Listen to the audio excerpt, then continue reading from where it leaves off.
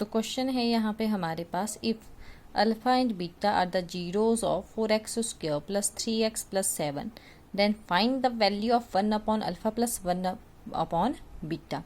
तो सबसे पहले यहाँ पे हम देखेंगे कि ये हमारे पास क्या है, क्वाड्रेटिक इक्वेशन है। ठीक है, तो क्वाड्रेटिक इक्वेशन है तो इसका मतलब ये हमारे पास किस फॉर्म में होगी, ax² plus bx plus c की ही फॉर्म में है। ठीक है, तो इस हिसाब से यहाँ पे हमारे पास a की वैल्यू कितनी हुई 4, b हमारे पास कितना हुआ 3 and c is equal to 7। ठीक है, अब यहाँ पे हम देखेंगे कि हमसे बोला गया है find the value of 1 upon alpha plus 1 upon beta. ठीक है, तो यहाँ पे हम क्या करेंगे, जब भी हम सम ऑफ जीरोस निकालेंगे किसके, इस क्वाड्रेटिक इक्वेशन के।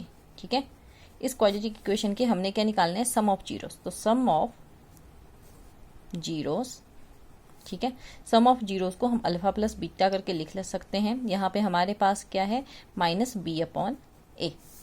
ठीक है, क्योंकि यहाँ पे बोला यही गया कि alpha and beta are the zeros of this equation. ठीक है, तो इसलिए यहाँ पे सम ऑफ जीरोस को हम लिख देते हैं माइनस बी अपॉन ए। तो sum of zeros alpha plus beta की ये जो वैल्यू है हमारे पास, ये क्या आ गई, माइनस बी। तो माइनस बी मैंने यहाँ पे बोला -3/4, ये आ गया हमारे पास। अब हमने देखना है यहाँ पे कि product of zeros, product of zeros meaning जो अल्फा बीटा की वैल्यू है वो हमारे पास क्या आती है, वो आती है हमारे पास c/a। अब c की वैल्यू है हमारे पास 7, a की वैल्यू है हमारे पास 4।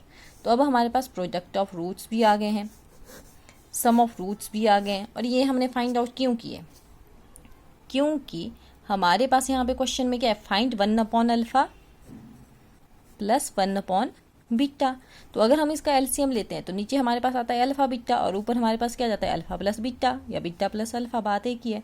तो इसको जब हम यहाँ पे वैल्यू पुट कर देंगे, अल्फा प्लस बीटा की वैल्यू तो हमने यहाँ से फाइंड आउट कर ली है, -3/4। ठीक है, और जो अल्फा बीटा है उसकी वैल्यू हमारे पास कितनी है, 7/4।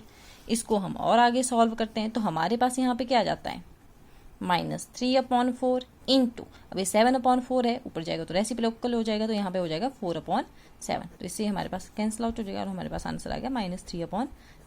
तो यही हमारे पास इसका जो है वो आंसर है। ठीक है, 1 upon alpha plus 1 upon beta is equal to -3/7।